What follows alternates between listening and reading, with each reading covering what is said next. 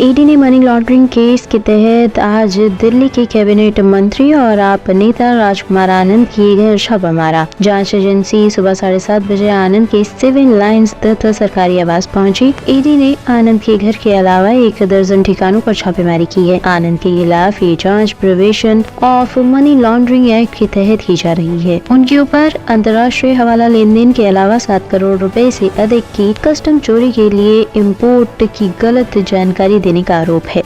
राजकुमार आनंद आम आदमी पार्टी के मिनिस्टर हैं, दिल्ली के मिनिस्टर हैं। उनके घर ईडी की रेड सुबह चल रही है और 9 अन्य जगहों पर भी चल रही है। देखिए, राजकुमार आनंद जी का दोष ये है कि वो आम आदमी पार्टी के विधायक हैं, पहली बार चुने गए विधायक हैं और आम आदमी पार्टी के मंत्री हैं।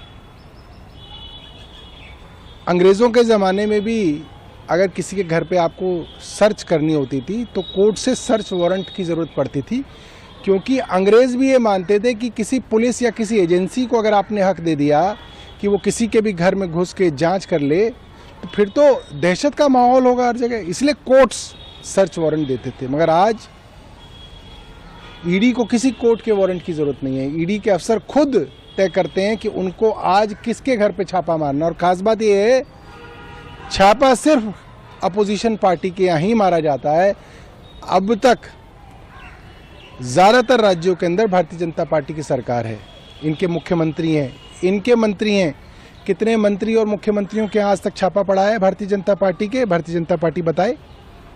ईडी स्वायत्त है, कानून अपना काम कर रहा है। ये गाना गाने से कानून की बात नहीं होती है। आप बताइए, ज़्यादातर राज्यों में आपकी सरकारें हैं, कैग की रिपोर्ट आपके खिलाफ आती है, आपके ऊपर इंटरनेशनल अखबारों के अंदर हज़ारों करोड़ के लेन देन के जो है आरोप लगते हैं। ईडी क्यों नहीं जाती है जांच करने?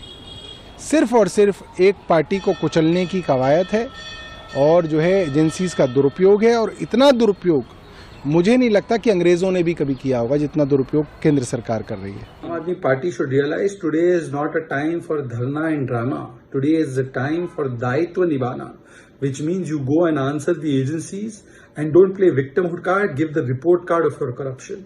Stop playing this vendetta card all the time. Are the courts against you?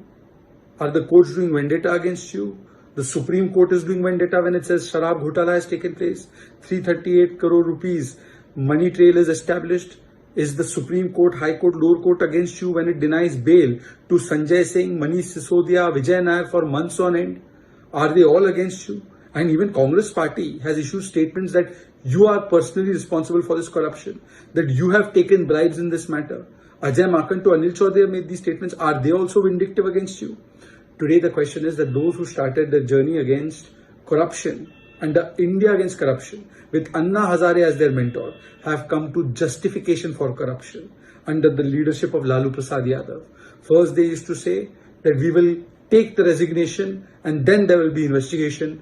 Today they say whatever is the investigation, whatever is the court order, we will not give our resignation. Mr. Kejriwal, if you have any sense of propriety left, you should be giving a resignation for defending the Kattar Beiman, for trying to subvert the entire process of investigation. And please tell us, isn't it true that 2.5% commission was increased to 12% with your active connivance, and there is proof to this effect? That with your active connivance, the wholesale was given to the private sector? That it was you who spoke to Samir Mahindra of Hindu Spirits and told him that Vijay Nair is your boy? Now the answer should be given as to how much corruption was done by the Aam Aadmi Party, how much money was received by the Aam Aadmi Party and its leadership, and that if there was no corruption, then why did you switch from the new policy to the old policy? Isn't it true that the Aam Aadmi Party has indulged in corruption, and now when the time is coming to give the answers for this, you are once again playing a victimhood card and doing justification of corruption? Bureau report, team उत्तम Bharat news.